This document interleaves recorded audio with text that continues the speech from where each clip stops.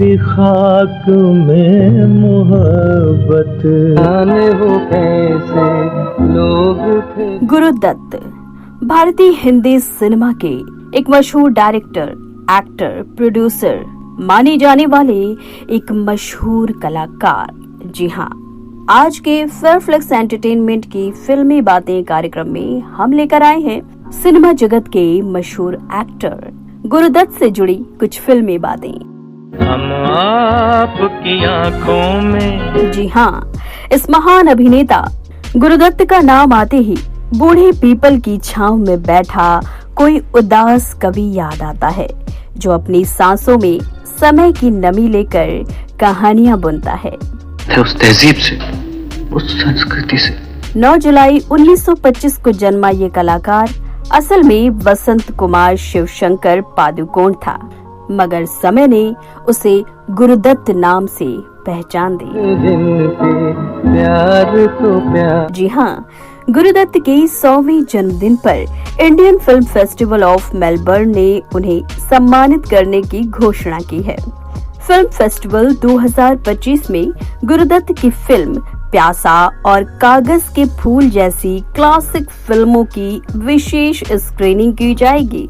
इसी कड़ी में देश भर के कई सिनेमा घरों में गुरुदत्त की हिट फिल्में आर पार, 14वीं का चांद, मिस्टर एंड मिसेज 55 और प्यासा की स्क्रीनिंग होने वाली है।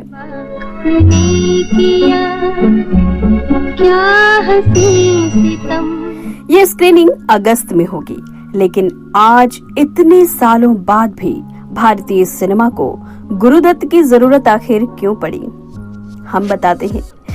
दोस्तों, गुरुदत्त का नाम आते ही एक बूढ़े पीपल की छांव में बैठा कोई उदास कवि याद आता है, जो अपनी सांसों में समय की नमी लेकर कहानियां बुनता है। जहाँ मूर्तों को पूजा जाता है। दोस्तों, 9 जुलाई 1925 को जन्मा ये कलाकार असल में वसंत कुमार शिवशंकर पादुकोण था, मगर समय ने उसे गुरुदत्त नाम से पहचान दी, जो कि भारतीय सिनेमा की तस्वीर खानी में आज भी टंगी हुई है। छोटे बाबू के सामने जो जी चाहे करो, लेकिन मेरे सामने। फिल्म प्यासा का कवि जैसे नदी के किनारे बैठा अपनी परछाई से सवाल करता है और समाज की कठोरता के बीच कविता की भीगी मिट्टी में उम्मीद का पौधा रोपता है और हम सबको छू जाता है। फिल्म कागज के फूल में गुरुदत्त की आंखों में वो चमक दिखती है जो कि ढलते सूरज की किरणों जैसी है, सुंदर, क्षणभंगुर और उदास। उनकी फिल्मों में वी.के. मूर्ति की रोशनी जैसे गांव की संध्या में टिमटिमाता हुआ दीपक है और एस.डी. बर्मन का संगीत जैसे कहीं दूर बजता बांसुरी का स्वर।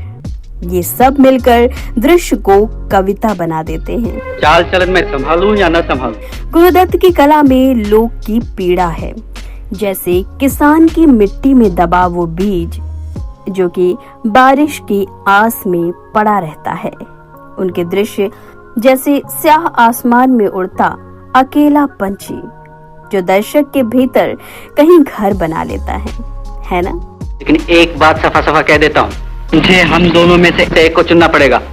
10 अक्टूबर 1964 को जब गुरुदत्त ने इस संसार से विदा ली, तो उनकी आंखों में वही सवाल थे जो उनकी फिल्मों में बिखरे पड़े हैं। आज भी गुरुदत्त को याद करना दरअसल उस उदासी को याद करना है जो उनकी फिल्मों में बारिश की तरह उतरती थी, या फिर आज जब हम उन्हें याद करते हैं तो इसलिए कि वो सिनेमा को उस जगह तक लेकर पहुंचे थे जहां पर्दे पर चलती कहानियां हमारे भीतर के अंधेरे को उजाले में बदलने की ताकत रखती थी।